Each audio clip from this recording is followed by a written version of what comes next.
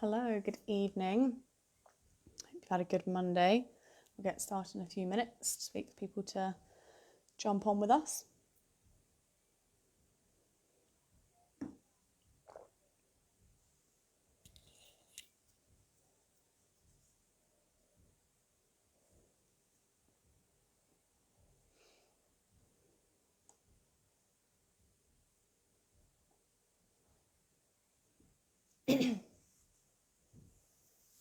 Hi, David. Happy Monday.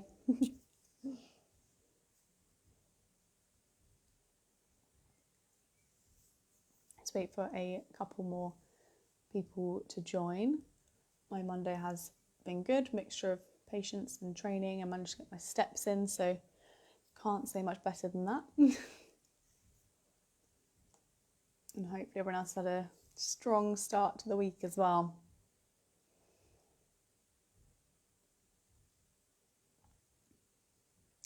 We've got a couple online now, so let's get going. Anyone else that joins can just catch up after. So today we're talking about the connection between our jaw and our neck. The title of my live is a little bit misleading because this is how is your jaw impacting your neck pain. Well, actually, it can also be the other way around. So your neck pain could be impacting your jaw pain, your jaw could be impacting your neck pain. So we're going to talk about the kind of connection between the two and what we can do really to help with that and what might be causing us pain. So we'll sort of go through the types of pain that we can get in our jaw, what might be causing that, and then how we would treat and manage that. So temporal mandibular disorders, or TMJ disorders as we call them, can be split into two categories really. We've got intra-articular and extra-articular. So anywhere in the body, if something is intra-articular, it means inside the joint. If something is extra-articular, it means outside of the joint. So we'll go through initially all of the intra-articular things, so all of the inside the joint issues that could be causing this. So for those of you that don't know where the temporomandibular joint is, it's right here. If you kind of find sort of the tragus part of your ear slightly in front of that, open and shut your mouth, you should be able to feel it moving. As I'm talking now, I can feel it. If you're giving it a little poke in there and it's a bit sore, then there's a chance that you have got some kind of temporomandibular joint dysfunction. So our intra-articular causes, the first one is inflammation. And within the joint, that can be caused by direct trauma. So you might have been playing a sport. I've obviously worked in rugby for years and years. So frequently there are knees to the jaw, there are fists to the jaw, heads to the jaw, kind of anything really. And sometimes that is just you've been given a good whack. It's quite sore, but everything's fine, everything's okay. Other times that is fractures. I was quite unlucky a few seasons ago when the clubs I was with, we had 3 jaw fractures in one season. So it does happen. And that can then cause inflammation within the actual sort of joint itself. And that can then be painful. Other ways that you can get it as well is actually like whiplash injuries. So sort of suddenly coming forward and backwards.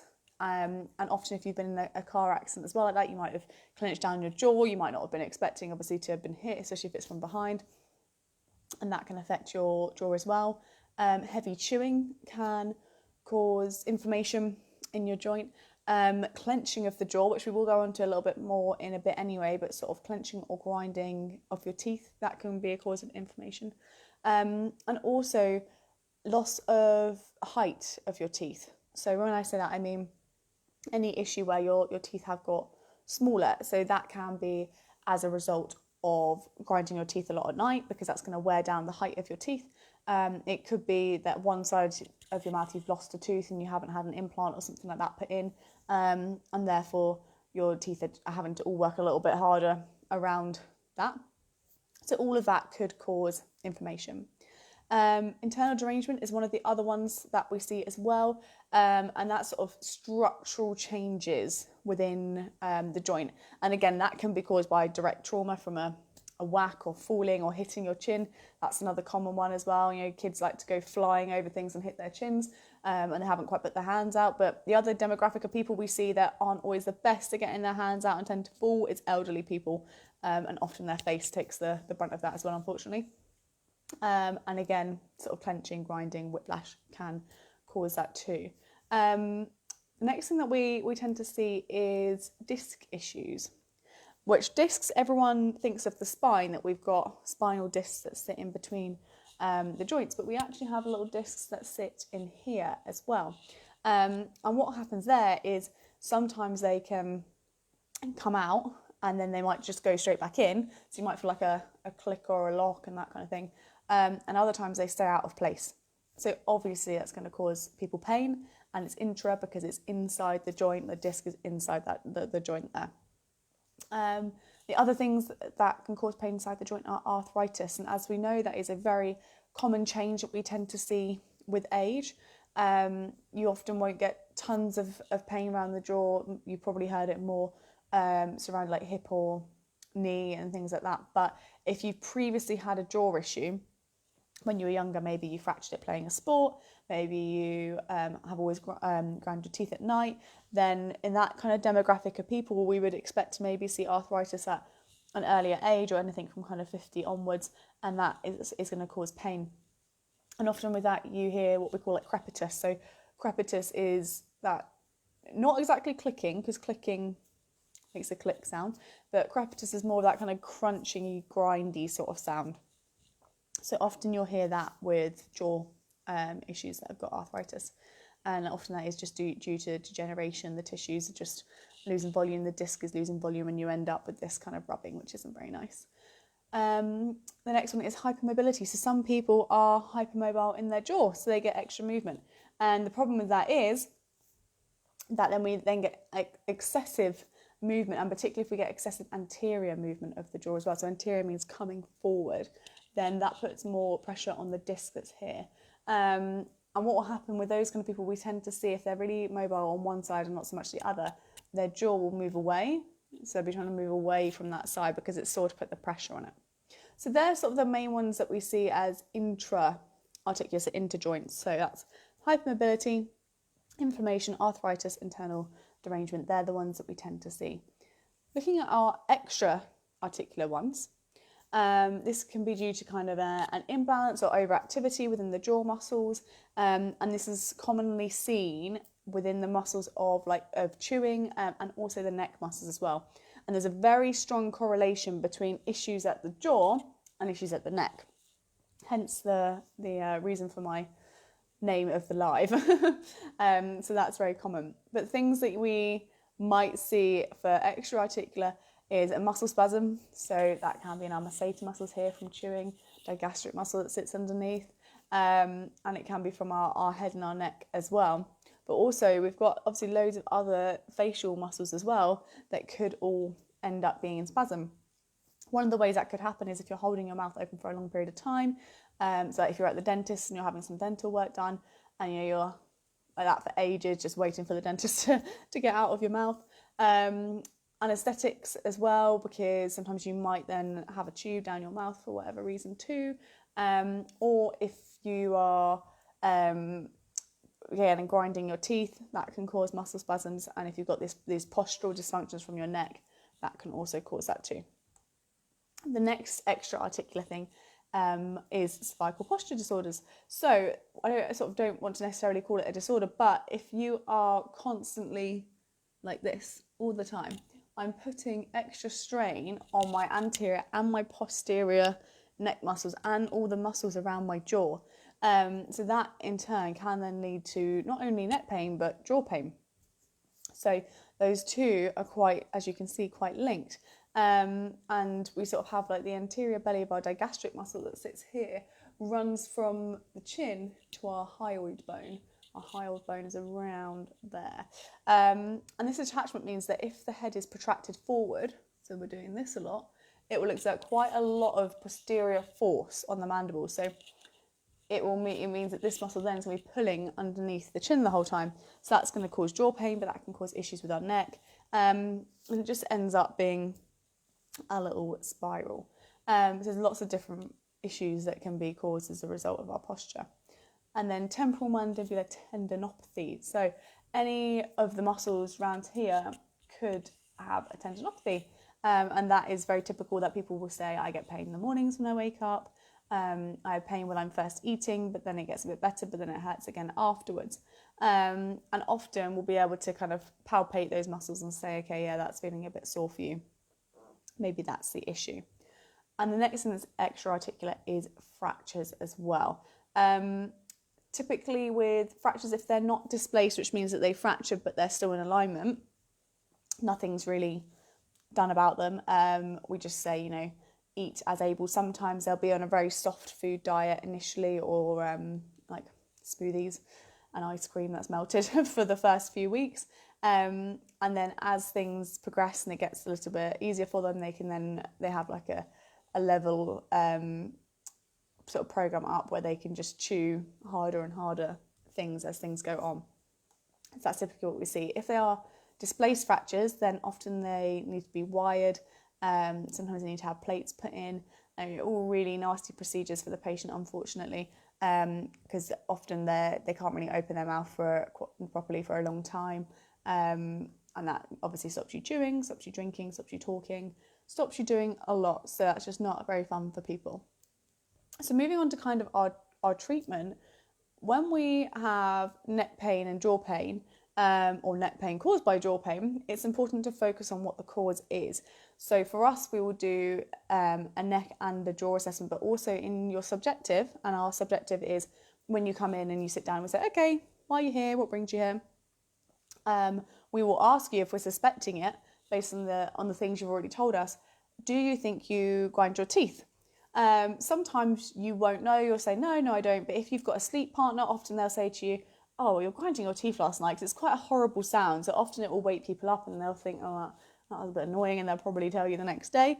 But equally, your dentist may have told you as well, because when they do an assessment on your teeth, if they can see that the teeth height is dropping, then that's a sign that you are grinding your teeth. And actually, I was speaking with one of our patients the other day about this, who is a dentist, and he was saying that one of the other ways that you can tell as a dentist too is if people have lines on the side of their cheeks, because it almost, like overnight, where bits of their cheek get caught in their teeth as they're grinding, he said it kind of almost comes up like a callus on kind of the inside of your cheek, a bit like if you were playing a sport like netball or tennis and changing direction a lot, you get calluses on your feet as a result, and you get the same thing in your mouth. So if you're noticing that you've got lots of lines like on your cheeks, feel it with your tongue, then it may be that you do grind your teeth. Because if there's no one there at home when you're sleeping to kind of hear it, then you might not realise, especially if the dentist also hasn't pointed it out to you, or they haven't realised either. But we'll do it if we sort of ask these questions and you say, oh, maybe I do grind my teeth. It might be that you wake up with pain in your jaw in the morning, or pain around here, or you might have a headache, particularly on one side as well, in the temple. That's quite common as well. So if you're noticing these things, and that's when it'll kind of be indicated to us to do a jaw assessment too. And that's where we just check how wide your jaw opens, moving your jaw left and right, and sort of protraction and retraction. So bringing your jaw forward and backwards and seeing what kind of movements and if you're getting any pain with any of that. Because if you're coming to me with neck pain, but you haven't realised, or you haven't made the connection necessarily that you're clenching your teeth at night, then you don't realise that actually during that time, or even throughout the day, I've got a few patients that say, I know when I'm stressed, I clench my teeth like that. And that is going to tense up all of their neck muscles. So it's important that we figure, is it a jaw pain issue? Is it a neck pain issue? From there, what we can do is, if we ascertain, okay, this is more of a jaw issue, they are grinding their teeth a lot, then the things that we will work on is one, sort of like sleep hygiene. So if you generally don't sleep that well, or you're kind of up working right up until the point that you've got to go to bed, and that's an indicator that maybe when you're going to bed you're still quite stressed, and that's why you're grinding your teeth. So we'll recommend that you kind of turn all devices off for like an hour before bed, maybe have a soothing cup of tea, do some meditation, use an app like Calm or Headspace, and try and reduce any kind of stress, anxiety that you may be getting before you go to bed, so you can go to bed feeling calmer. The other thing that you can get as well is a mouth guard from your dentist. So dentists, if provided you have a chat with them and you say I'm grinding my teeth at night, and they probably would recognise it too, they can provide you with a mouth guard that leaves like a sort of little gap, so your mouth is kind of held slightly open, like to stop you from grinding your teeth, and that then may help you with your neck pain because you're grinding your teeth less. And the other things that you can do as well is there is actually Botox for this. So for patients where they've tried adjusting their sleep, they're using a mouth guard, or maybe they don't like using a mouth guard, they're not really getting on with it very well, you can get Botox into your masseter muscles to help relax them, so that then you're not able to sit there and grind your teeth all night. So that can be an effective method, albeit it's a little bit more on the passive side. When jaw pain is caused by neck issues, that's when it's normally more posture related. So like I was saying before, sort of having your neck forward if you're sitting at a desk all day, and maybe you don't have the greatest of desk setups. I know like my desk setup isn't great, but I'm always moving. I'm on my desk for 5 minutes. I'm with a patient on the treatment couch for 20 minutes, and then I'm downstairs in the gym for another 20 minutes. So I'm constantly moving. But if someone's got a poor desk setup and then you're not really moving from there all day and you're just staying there, that's when it's more likely to become a problem for you. So what we do then is we have a look and say, okay, which muscles here are looking like they're overworking and which muscles here are looking like they're underworking. So the ones that are overworking, we can obviously do some soft tissue there. We can also give you some stretches and exercises to do, and the ones that are underworking, we'll give you exercises as a result. And obviously that's going to vary person to person depending on what muscles are doing what for that person. But we'll also look at the muscle firing patterns. So muscle firing patterns are the order at which muscles should be working and firing. And sometimes this order gets a bit confused. If we've had a little bit of pain at some point, our body tends to kind of switch things up and change the order of things to help reduce the pain. But then we end up in this cycle of not quite doing things properly or as we should be doing them. And as a result, we end up with pain. So sometimes we have to do a little bit of retraining of the firing patterns there. And often that helps a bit. So that's the kind of main things that we focus on with our jaw to neck pain and neck pain to jaw pain. And I think typically we probably don't see too many people present with jaw pain. We see people presenting with neck pain, not realising that their jaw kind of is contributing to that quite a lot. So I think sometimes it is missed by physios, it's missed by therapists. And so the more aware we are of it as patients and as physios, the better we can kind of treat it. So that was sort of a whirlwind through jaw and neck pain. If you have any questions, pop them on the chat. If not, you can obviously drop me a message anytime if any of them come up, or if you're watching this video on the replay, then you might want to ask a question later on, that's fine. And if you have any concerns with your neck or jaw, then just drop us a message. We can have a chat and sort of see how we can help you as well. So today we covered our intra-articular issues at the TMJ. We covered our extra-articular ones, and then we covered a little bit about what sort of assessment and treatment that we can do to help. So any questions, let me know. I'll stay online for a minute more.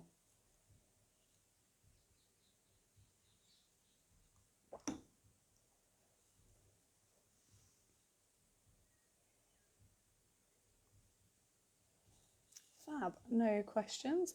Drop me a message if you do. Thank you so much for joining, and have a lovely Monday evening. Bye.